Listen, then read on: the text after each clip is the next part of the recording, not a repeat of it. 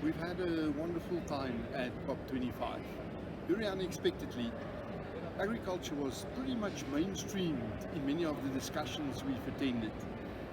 We've come a long way from where we've battled to have the farmers' voice heard in the climate debates, especially in the formal structures like that of the UNFCCC.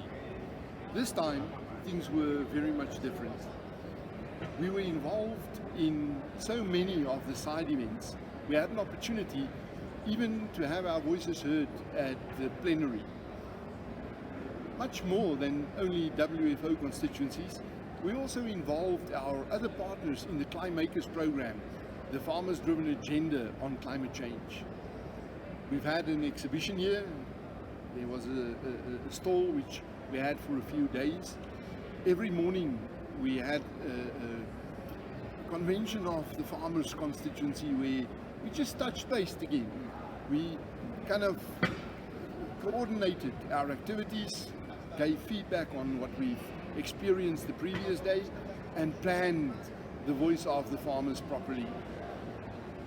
In this constituency meetings, we had a number of NGOs who work in the farmers area, and also a number of other organizations such as iPhone, and especially from developing countries. This time around, we also had our own side event in which we gave a report back on the Climakers.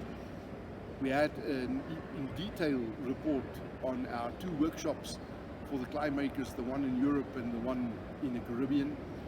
And we also cemented our relationships with the value chain players elsewhere in the value chain, the Fertilizer Federation, the agrochemical industry body, and many of the other potential partners we approached here. We did so on the basis of a very well planned strategy to lure more funding into this project. In a number of the high-level events, such as the side event of FAO, it was very curious to see how often the farmers were mainstreamed in the discussions, referring to practical implementation, which can only be done by the farmers. What's most exciting is to see that the role of farmers is being recognized, not only by the 4 UN agencies which are based in Rome, not only by value chain partners both upstream and downstream in the value chains, but even by governments in the nationally determined commitments. Overall, of course, apart from the few negative voices against animal-based proteins,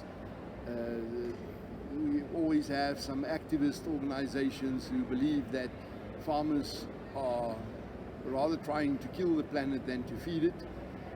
It feels that in the general discussions around here, the voice of organized agriculture, and especially mandated voices, are much better recognized today than it was 3 years ago. And for that, I think a lot of credit should go to our members who worked very hard in preparation to what was presented here. And we've had quite a number of representatives of our members from all over the globe, but also to our work stream and our chairman, Keris, who facilitated the farmers' meetings every morning, but who showed that she's pretty much on top of the latest developments in this debate. And of course, many thanks to our secretariat, who did a marvelous job to ensure that we had a finger on every button that needed to be pushed around here. This was my 9th COP. I've never been so excited about the direction in which the COP was taken than on this one. And that says a lot about the efficiency of our core function to influence policy. Every farmers' organization's core business is advocacy to influence policies. And to do that, you need to be where the policymakers are. That's why we attended this COP again.